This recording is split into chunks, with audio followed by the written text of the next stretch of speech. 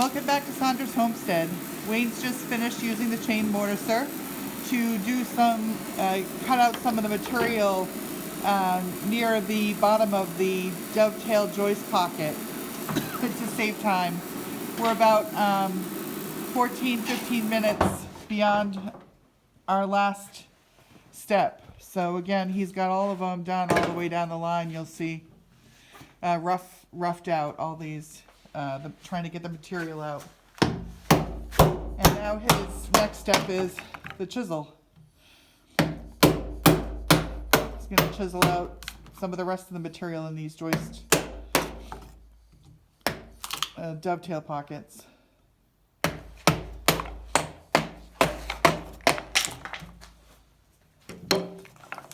And as you can see, it comes out nice and easy.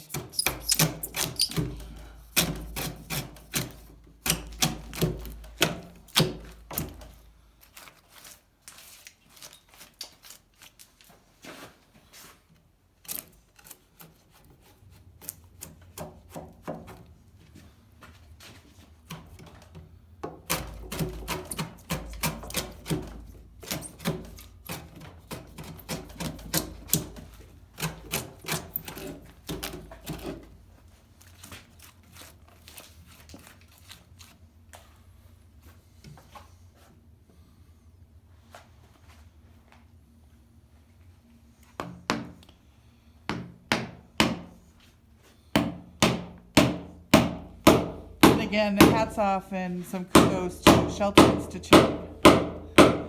Wayne is not a house builder by trade.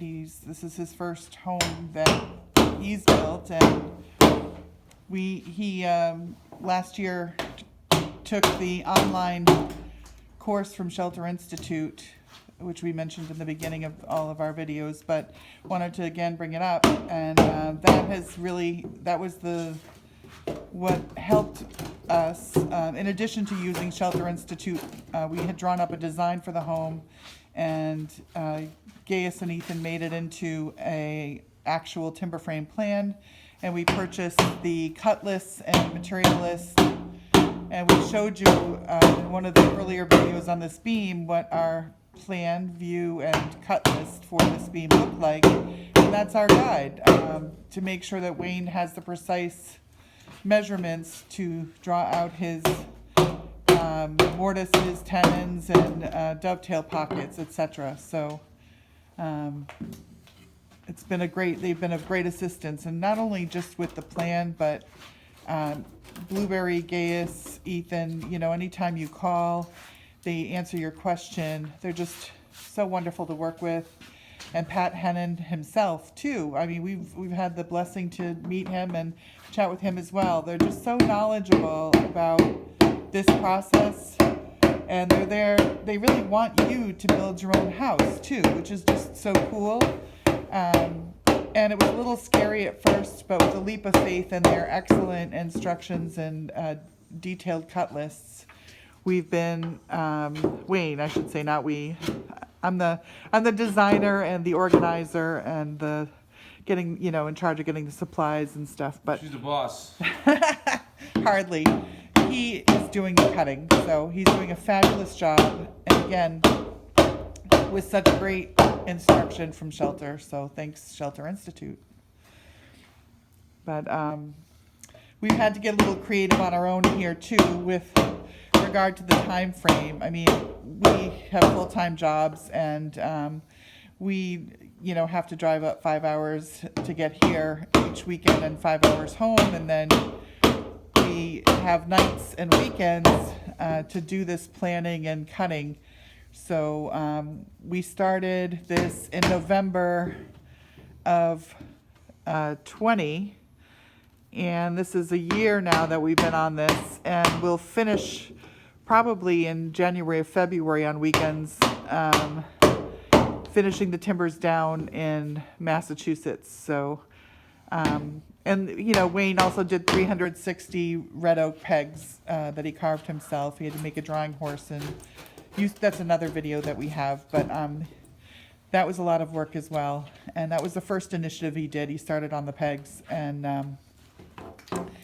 But it's been, so far, we're getting there now. I feel like we're finally getting somewhere, and you just keep plugging along and you get more confident. Wayne's more confident, I can tell you, from the beginning of this process, and he's really caught on. The more you do, right? The more you do, the better you get. The more you do.